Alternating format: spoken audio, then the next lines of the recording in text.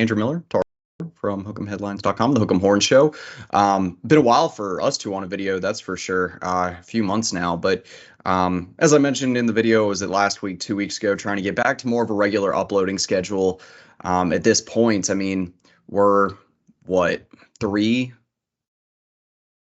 weeks into spring ball now. What, 3 weeks? Yeah, 3.5. We got a little under 2 weeks until the spring game. First scrimmage of spring ball was last weekend during Longhorn City Limits big visit weekend with a ton of star power on campus between five-star blue chip recruits from the 2025 and 2026 classes. DeCorian Moore, LSU commit, Jamie French, guys like that. Obviously Texas is prioritizing and wants in this 2025 class. We haven't talked spring ball yet on the YouTube channel, so.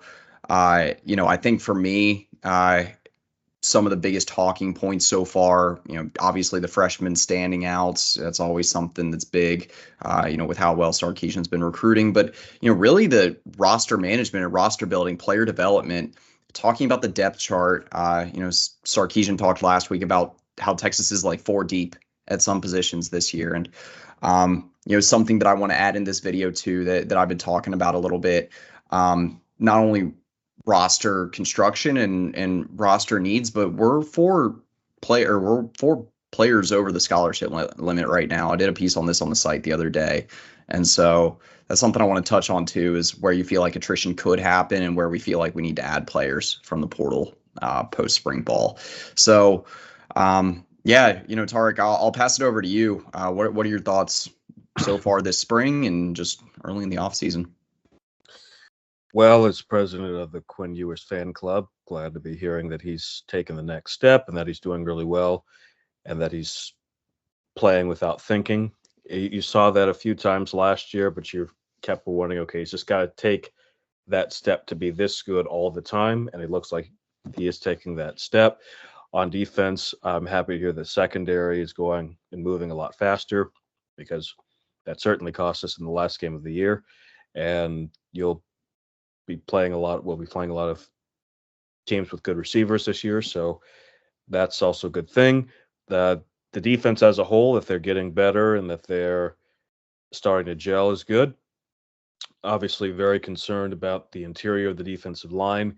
You can't lose 2 potential first-round picks in Tavondre Sweat and Byron Murphy and be as good as you were before, but hopefully we'll be okay there. That might be a place where we're talking about exports, but you might want to bring someone in there to beef that room up some more if you can get a veteran in the transfer portal.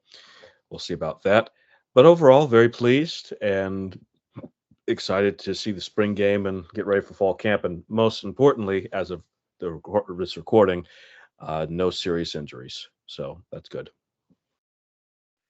Yeah, and to your point about the defensive line, and I think the defensive front in general, one of the encouraging parts of what we've heard so far coming out of spring ball is how good the edge position has been. It's almost like this conversation has been flip-flopped from where we were at last year, where which is what we knew was going to happen, right? With that recruiting class last year, especially, Zena coming along as well as he has, Colin Simmons looking every bit the part of 5-star recruit that he was built up to be at coming out of Duncanville, and then you add in Trey Moore. I mean, a guy that's, I think, going to be a day one starter and, can play a few different spots along the defensive front if you want to, spin him down at Sam, play more of a true linebacker role. You can also play him as an edge rusher. I mean, the guy was the AAC Defensive Player of the Year last year, well into double-digit sacks and tackles for loss. So, I've been hearing great things from him so far, the impact he's made. I won't talk too much about the defensive tackle needs because I think we can touch on that later with some of the roster talk. But, starting off, I want to kind of talk about what you were saying with the quarterback room. It's nice. This is really the first spring, I would say, that there just hasn't been like any talk of who the starting quarterback is going to be or the backup quarterback. We don't have a battle that we're really talking about at this point. Even third string, I think Trey Owens is looking pretty good in that regard for a true freshman, at least. Especially I think we knew after the Kansas State game that Malik Murphy almost lost us, that Arch Manning would be the second guy. And, This is true. And I once mean, we heard about, it was literally that bad. well, and once we knew Quinn was returning at that point, that was the nail in the coffin for Malik entering the transfer portal. But it this brings me to a question that I think is interesting in the sense that I think that Arch has developed more so, you know, for Arch, obviously, is all the polarizing headlines that people want to talk about. When is he going to start? Is he entering the transfer portal? Is he upset about Quinn coming back? All these kind of semi or full bogus narratives that, Folks, Arch Manning is built different because he's a Manning. yeah. And I've done a few articles on it this spring because I think it's worth talking about these strides that he's making. He he put on 10 pounds of muscle during offseason or early in offseason workouts. Um, Pretty big body transformation there for a guy that can be a dual threat quarterback in ways that's huge. Deep ball has been more dialed in from what I've heard. And just in general, the connections with the receivers, getting the ball out, he's looking more quicker, more natural, just what you would expect for some of those progressions from first to a second year player. And like the fact that he's making these progressions, we've talked about a year in and year out. Quinn has gotten hurt for at least one game every year. We've had to have that backup quarterback ready. You're one snap away. For me, the fact that Arch, I feel like I'm like confident in the backup quarterback at this point, not just that they're talented, but that they can get the job done in a way that I didn't really feel since maybe like a couple of starts into Hudson Card during his, what was that, 2022 campaign. You get that solid game against West Virginia. My question to you is, do you feel like the backup quarterback, like, is this the most confident you felt about the backup quarterback during Sarkisian's time on the 40? Um, I'm going to say no, because I think in 2022 you had Hudson Card as the backup, and he had given you at least 5 or 6 games as a starter, more or less. So you had some lot of playing time along with Quinn. Versus with Arch, even though Arch may be the most talented quarterback on the roster, he hasn't played very much. So, and you can't, there's no way to teach experience other than to get experience. So, from a talent standpoint, though, yeah, I mean, you have two potential first round picks as your 1 and 2. And then I think Trey Owens is going to develop into a very good quarterback as well. So, I'm very confident in the quarterback room, but I guess I'd say I was a little more confident in 22. Okay. Yeah. I mean, I just feel like it's been one of those things that's been skimmed over this spring that I thought was an interesting talking point, given again all this positive progressions we've heard about from Arch this offseason that probably haven't got enough coverage as they should have. Um, So moving on here for the offensive line, this is something else I wanted to talk about. The offensive line, the depth here is pretty unreal. The development here, the recruiting that Kyle Flood has done for the last few years, last few cycles. This big human factory has really come to fruition. It's really started to pay dividends. I think last year the offensive line was really solid. But this year, the depth is even stronger. You only lose one starter, Christian Jones, departing due to exhausted eligibility. But you got a guy like Cam Williams, third-year offensive tackle, that I think is stepping right in and doing a pretty solid job so far. He did a solid job in his one start last year, giving up no quarterback pressures in a Big 12 start. Um, my question to you is this: how do you feel about the offensive line right now? And more specifically, the one position battle I think to watch in the second half of spring ball. I know that right tackle is still something to watch with Cam Williams and maybe Hayden Connor sliding out there.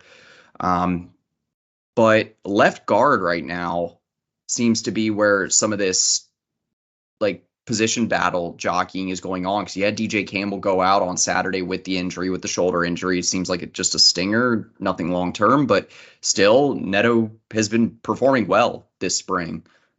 Really been pushing his way up the depth chart, and you still got Hayden Connor there. You still got Cole Hudson, who's having a pretty good spring as well, has some starting experience, especially from his freshman campaign. Who do you think ultimately wins that job, or who would you want to see in that position coming out of spring? I'm hoping that it's left to right. Kelvin Banks, Neto, Emilio Zulu, Jake Majors, DJ Campbell, and then Cam Williams. And then have Connor in there as a swing. In that situation, I do feel like your upside and your ability just to move bodies off the line of scrimmage or off the ball is going to be much better. Neto's, I think, feel like is the more proficient run blocker, but Hayden Connor has that experience factor. I would agree that I think the upside is higher. Kind of like in the SEC, we're going to be running the ball more. Yeah. So that fits better, and also I think your offensive line speed is a lot better with Neto than it is with Hayden. I think Hayden really is more of a tackle, but I think he played better at tackle. That's just me. Yeah, I could see that, especially given the proficiency in or pass protection, some of the experience. Foot speed's pretty good for him too. He's pretty agile. This is something that I took away from the scrimmage last weekend, kind of reading between the lines, hearing about that the offense really dominated in the red zone portion of the scrimmage. They were running the ball really well, specifically with Jaden Blue and Trey Wisner. At that point of the scrimmage, Neto Umeozulu was with the first team offensive line unit. We know that he's had a good spring, especially run blocking. Again, mentioned it before. We know that he's probably the best guy just in terms of body movers at the left guard position among the guys kind of battling for those first team reps. Would you agree with me in saying that when you have Neto at that spot, you're probably alleviating? I mean, I know that the SEC is much more difficult to run the ball in tight areas of the field and short yardage situations than the Big 12, but what I guess my thing is, I think Neto alleviates some of the issues that you had last year in those short yardage situations, not only giving you that higher ceiling, but helping you with one of the bigger issues the offense had last year. I think that's absolutely right. And I think it's going to be very crucial that we're a much better red zone team this coming year than we were last year. So yeah, you're facing just better defenses, better defensive lines that are going to bow up in the red zone. You're just going to, in the Big 12, Texas always had a kind of a sizable talent gap. In the SEC, I think you'll still have one for the most part, but it won't be as sizable. And this year in the red zone, I know that a lot of people have talked about this, but it's for a reason. You don't have that Adonai Mitchell that you can just throw the ball up to anymore, or JT Sanders or someone like that. Yep. You got an Amari Niblack, but I don't think he's as much of that 50-50 ball guy as, like an AD Mitchell. Yeah. So you need that run game to be solid. Your best guy like that is probably going to be Bond. Or Wingo. As you saw versus Auburn, he can kind of do his thing that way. That's true. It'll be interesting to see who is that guy between Bond and Wingo. I mean, I know Bond is more experienced, but it really seems like Wingo has done well so far this spring and is going to be in that top group of receivers this fall with the way he's trending right now. I guess that'll lead me to the receiver portion of the conversation. I don't need to talk too long about this, but, receiver obviously has been completely reloaded. Sarkisian going into the portal, getting 4 immediate impact guys. Three. Two of which are on campus now, Matthew Golden and Isaiah Bond.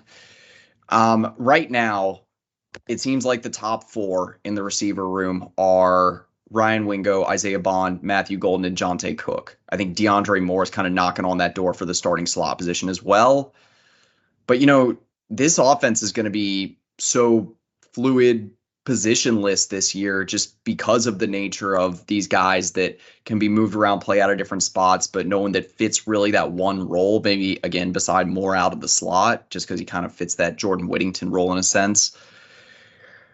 Those are my top 4 right now, is what I'm trying to say, is Wingo, Cook, Golden, and Bond. At least until Silas Bolden gets on campus. And even when he does, I think he's going to be more that Swiss Army knife role, kind of Keelan Robinson type, I guess. Who are your top 4 right now, or who do you like kind of being the biggest receiving threats coming out of spring ball? I guess I would agree with your 4.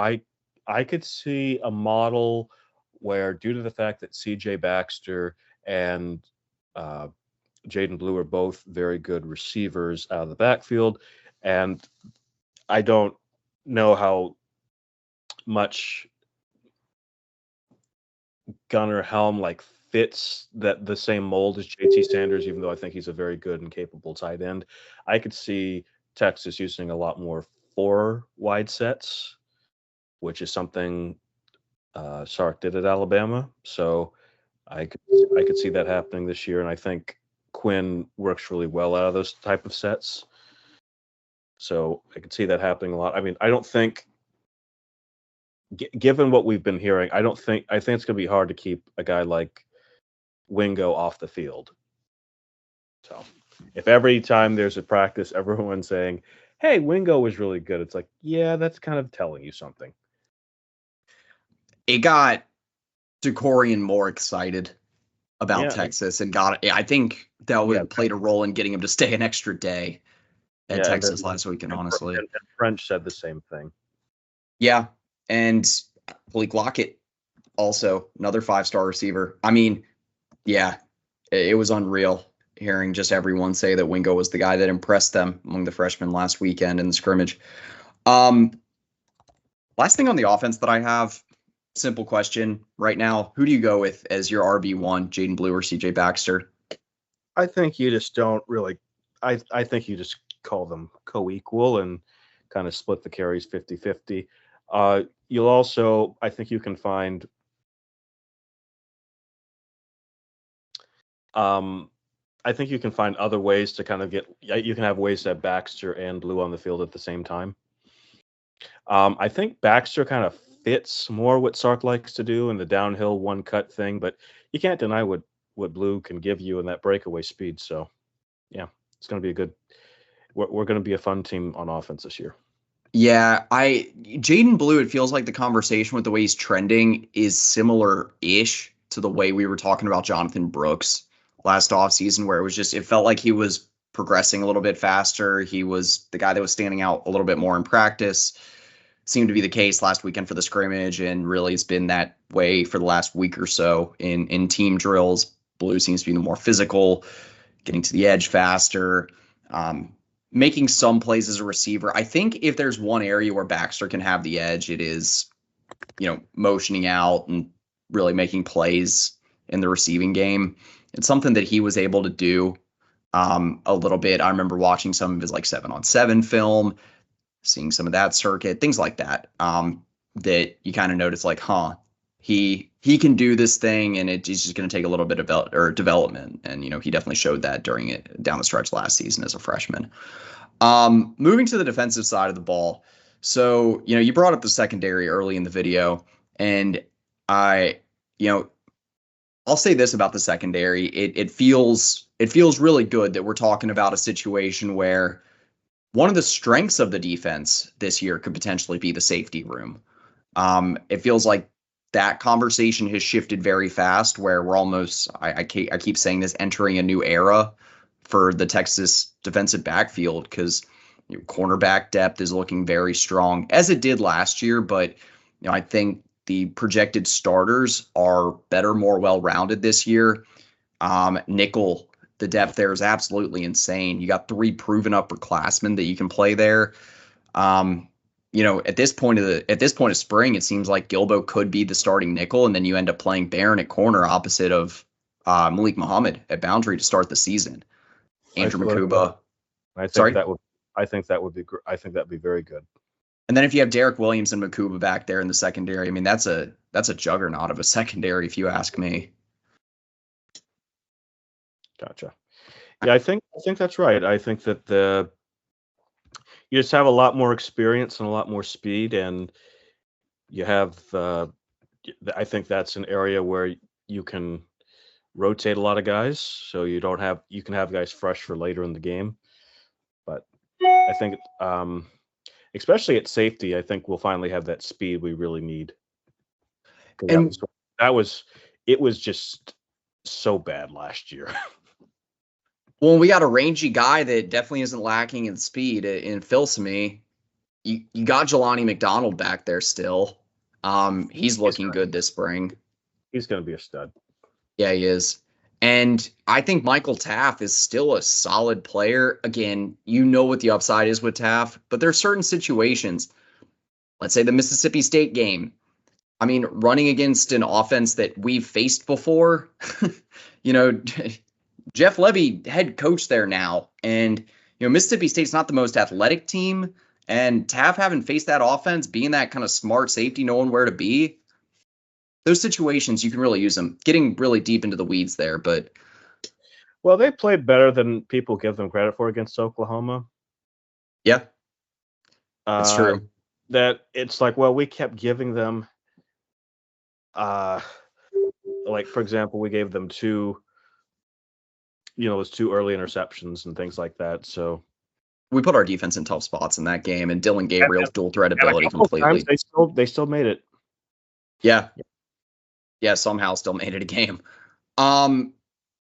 So I guess that's enough for about the second. Do you have anything else you would want to talk about the secondary? Well, I'm interested to see where like Xavier Phil-Sami and the freshmen kind of factor into all this. I'm sure that obviously Andrew Makuba will have one of those spots. Taft will rotate in there, and then Derek Williams, the Raptor, will be amazing.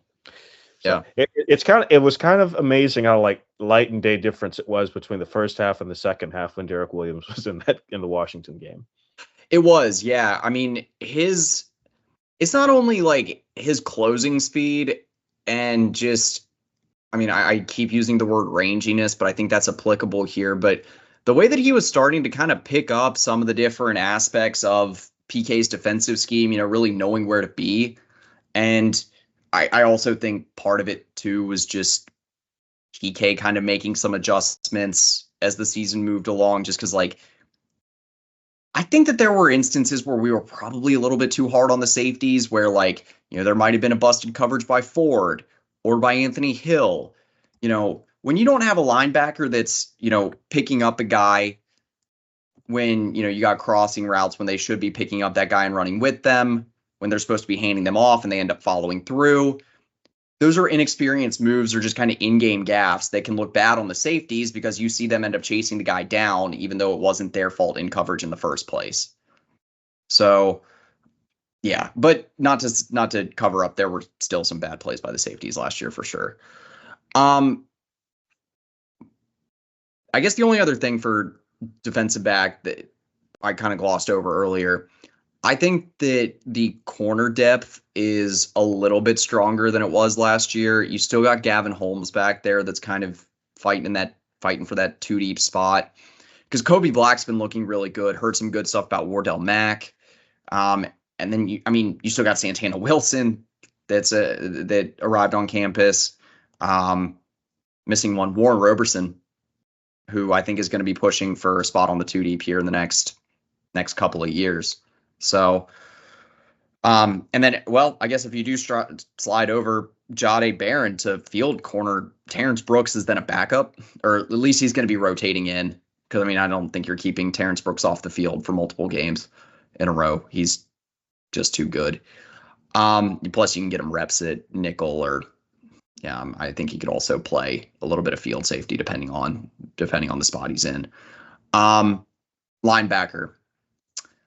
I kept saying it last year that we spent, we did spend probably too much time talking about David Benda, but I think he's become a really important part of this team. Yep, he made me shut up.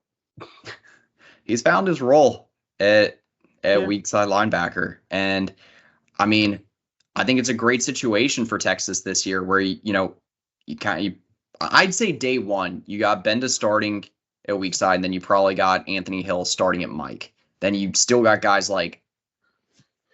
The question is just going to be who plays with Hill. We know Hill is maybe the second best player on the team. I think the answer to that you would like is probably Blackwell, because he's the most versatile. Yeah, I think I like that pairing of size and speed, and Blackwell's also gotten bigger and thicker, so that's a good thing. Maintain the coverage skills too, that kind of natural coverage ability from when he was safety. So, I'd agree with you. And you still got that big linebacker in the middle, that Mike linebacker, SEC size with Kendrick Blackshear, guy that from what I heard, might have arrived just before spring at like 6'1", 250. Um, I mean, guy's just like a fullback. So, um, I think the linebacker room's in a good spot. Leon Galafau, I think, is going to give you some good reps this year too. Darian He's Gillette. he's going to be really good. Yeah. So depth there is looking really strong. But I think Texas fans should be happy even there because now you don't have to just rush these young guys into the lineup. You can give them time to adjust and play some and get better. My last question for you on the defense is, well, okay, because we're going to use defensive tackle as kind of a transition point. Um, what edge pairing do you think gives us the highest upside in the pass rush? I'm inclined to say now. See, truthfully, I think it would be Anthony Hill and Ethan Burke. Oh, but you obviously can't have Anthony Hill on the edge because you're playing him middle linebacker. But he would be a great edge player as he showed last year. So given that, I'm guessing I would say Burke and Trey Moore because okay. I think Barron Sorrell's more of a run stopping guy more than a pass rusher. But I think you'll need to use a blend. But yeah, Burke is definitely going to be one. I'd agree with you. I mean, I don't think Colin Simmons is there yet. I mean, I guess just in terms of pure upside, you could say he would, but I think Moore has to be one of them. Not this year, I don't think. Probably not. That'd be great if it was, but I mean, even Dallas Turner, he kind of came on at the end of the year, his freshman year. Yeah, and if you get 7 sacks out of a true freshman coming off the edge in their first year, that is about as much as you could possibly ask out of any. Yeah, I don't edge rusher. I don't know what I'd be asking, like, how did you do that? Because once you get to 7, then doubling that is reasonable the following year. I'm trying to think. Did we get 7 sacks out of anybody last year? Hill was at 5.5 or 6. Okay, and he wasn't on the edge the whole time. No, he wasn't, but they just used him in such like calculated ways, and honestly, he just was such he was just such like a bang up pass rusher in just a couple of games because he had 2 or 3 multi-sack games last year with at least a sack and a half. So, especially Alabama, so he really showed up when it mattered. He was a monster against Alabama. I was like, why could I was like, I remember I tweeted out that night and lots of people hated me for saying it. But I said, I'm so glad that Anthony Hill is not an Aggie. Here's why I'm inclined to go with Trey Moore and Barron Sorrell. I know I'm saying the highest upside is pass rush. You know what? This is a different answer. Okay. I'd actually probably agree with you because I don't think one of the players I want to say is Colton Vasek because I think he can still be really good. But I think he's not this year. I don't think he's going to be ready.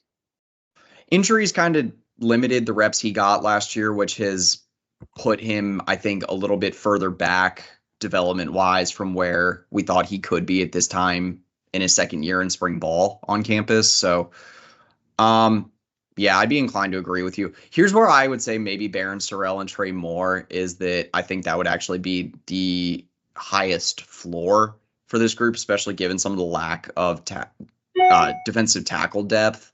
You got 2 guys that know how to set the edge and how to at least get pressure on the quarterback, where you've at least got some quick guys up the middle that can clean it up. Or, again, if you want to send Anthony Hill on a delayed blitz or David Benda, we know David Benda can get after it too if he's just getting hands to the football. So just from a technical perspective, I think Moore and Sorrell and quickness. I mean, Sorrell he's just one of those guys that gets better every single year. So, yeah. I'm kind of scatterbrained at this point, so let's keep this organized and move on. Defensive tackle. So right now, I think you're pretty clear top three are Alfred Collins, Vernon Broughton, and Tia Savea. I don't know really where you go beyond them because you've got Jure Bledsoe sounding like he's doing really good. Yeah, agreed. Jure Bledsoe, I do think just in terms of upside too, he's one of the biggest physical freaks along the defensive line.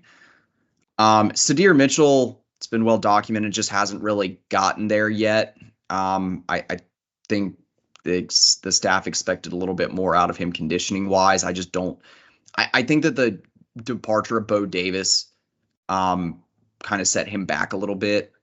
I think Kenny Baker, it sounds like he's still trying to find ways to get through to him, where it seems like he's got good connections, really finding ways to push a lot of these other guys at defensive line. Alex January might be in that rotation at this point for the top five. It sounds like he's passed up Mitchell. Yeah, those guys from Duncanville, they just know how to play. You got a guy that's 6'5", 325 with baseball type athleticism that can play first base. I mean, you've got some pretty transferable skills there. I think that January, if you're talking about, he's like the fifth guy in the rotation. I don't mind that. Aaron Bryant is probably the other guy that rounds out the top four right now, or top five. I would say probably, yeah, Aaron Bryant ahead of Alex January, and then Alex January probably sixth. I think at this point, because Jure Bledsoe, I feel good if he's the fifth guy. I don't know if I feel good with him being the fourth guy, because I don't know if he's ready from a consistency standpoint to, be taking 15 to 20 good reps per game in the SEC for you. Well, this is just the spot you get in with these types of things. So, to wrap up here, we can talk about portal really quickly because I think that this is a pretty quick conversation for me. The longer portion of the question, again, we're 4 over the scholarship limit right now, and I think it's pretty set in stone that we want to add a defensive tackle if we can. Where do you see us potentially losing guys? And then do you agree that defensive tackle is really just the main portal priority need and you don't really need anything else? Yeah, for portal, I think you've done fine except for defensive line. I think where I could see you losing a guy or two, I could see maybe a few offensive linemen I could see going. I could see losing a defensive back somewhere, maybe a wide receiver. If it's wide receiver, there's only one guy I could see that happening. That's Ryan Niblett. How many wide receivers do we have right now? 8? So, yeah, I believe so. And 4 of them are true freshmen. I don't think you're realistically losing any of those guys. Your only returning players are Jonte Cook, DeAndre Moore, and Ryan Niblett. All the rest are freshmen or portal guys. So, sorry, I think the guy I was thinking of has already left, so never mind.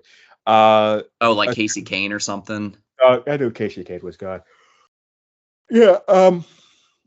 Well, I'll say this: it'll be 4 people that maybe in the end you wouldn't like to lose, but you got to do what you got to do. I think that's part of the conversation here.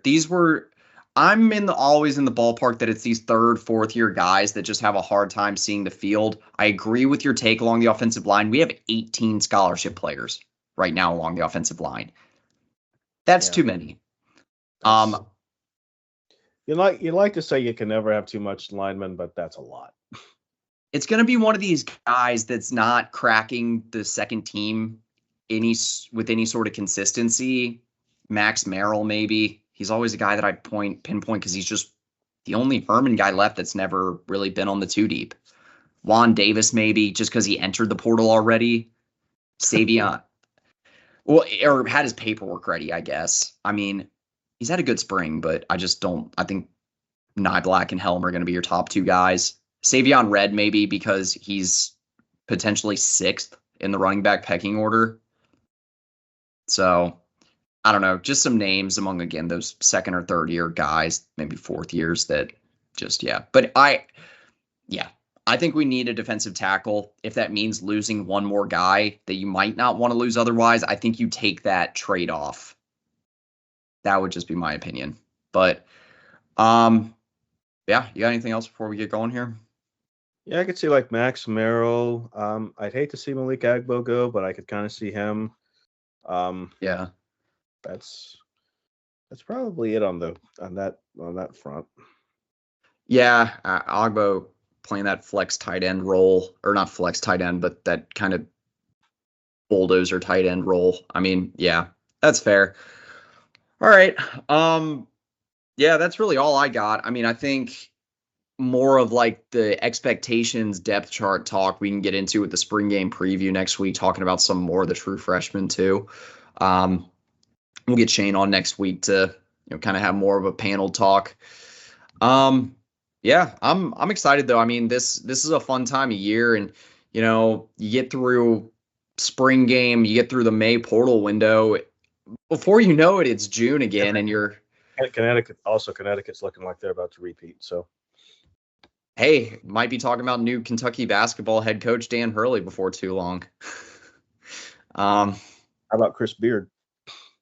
Oh God, I was surprised he didn't end up at Arkansas. I think a lot of people were, but I'm glad that they went with Cal instead of Beard. But we might be playing both of them next year anyway. So that would so suck if he went to Kentucky. I was like, of course.